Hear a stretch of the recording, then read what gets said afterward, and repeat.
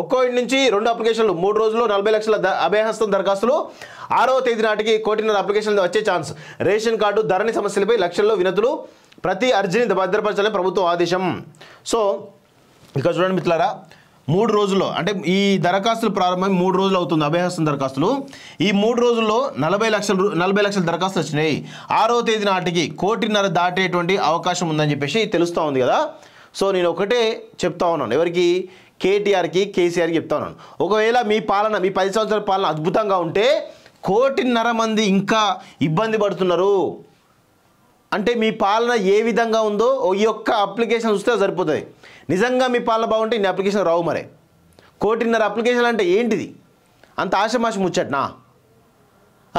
మీ మీద స్వర్ణయుగం 10 సంవత్సరాల స్వర్ణయుగం అది ఇది అని చెప్పేసి అంటున్నారు కదా. మరి ఎక్కడ మీ స్వర్ణయుగం, మీ బంగారు తెలంగాణ? మరి 1.5 కోటి అప్లికేషన్ వస్తే మరి దాన్ని బంగారు తెలంగాణ అంటారా, ఇత్తడి తెలంగాణ అంటారా? ఏమి అంతా మీ మాయ జరిగింది. బంగారు కల్వకుంట్ల కుటుంబం తయారైంది తప్ప బంగారు తెలంగాణ తయారు కాలేదనేది స్పష్టంగా మనకైతే అర్థమవుతోంది.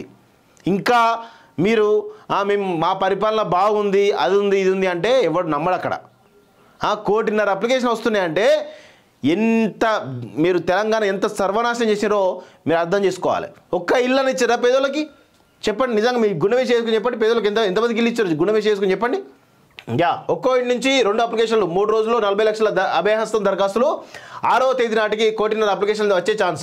రేషన్ కార్డు ధరణి సమస్యలపై లక్షల్లో వినతులు, ప్రతి అర్జీని భద్రపరచాలని ప్రభుత్వం ఆదేశం. సో ఇక్కడ చూడండి మిత్రులారా, 3 రోజుల్లో అంటే ఈ దరఖాస్తులు ప్రారంభమై 3 రోజులు అవుతుంది అభయహస్తం దరఖాస్తులు. ఈ 3 రోజుల్లో 40 లక్షల దరఖాస్తులు వచ్చినాయి. 6వ తేదీ నాటికి 1.5 కోటి దాటేటువంటి అవకాశం ఉందని చెప్పేసి తెలుస్తూ ఉంది కదా. సో నేను ఒకటే చెప్తా ఉన్నాను, ఎవరికి?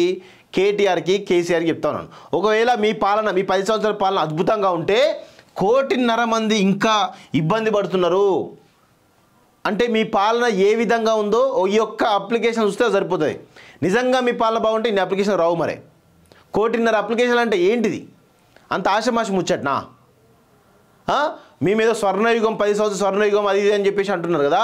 మరి ఎక్కడ మీ స్వర్ణయుగం, మీ బంగారు తెలంగాణ? మరి 1.5 కోటి అప్లికేషన్ వస్తే మరి దాన్ని బంగారు తెలంగాణ అంటారా, ఇత్తడి తెలంగాణ అంటారా? ఏమి అంతా మీ మాయ జరిగింది. బంగారు కల్వకుంట్ల కుటుంబం తయారైంది తప్ప బంగారు తెలంగాణ తయారు కాలేదనేది స్పష్టంగా మనకైతే అర్థమవుతోంది. ఇంకా మీరు మేము మా పరిపాలన బాగుంది, అది ఉంది, ఇది ఉంది అంటే ఎవడు నమ్మడు. అక్కడ 1.5 కోటి అప్లికేషన్ వస్తున్నాయంటే ఎంత మీరు తెలంగాణ ఎంత సర్వనాశనం చేసారో మీరు అర్థం చేసుకోవాలి. ఒక్క ఇళ్ళని ఇచ్చారా పేదోళ్ళకి? చెప్పండి, నిజంగా మీ గుణవేసి చేసుకుని చెప్పండి. పేదలకు ఎంతమందికి ఇల్లు ఇచ్చారు గుణవేసి చేసుకుని చెప్పండి.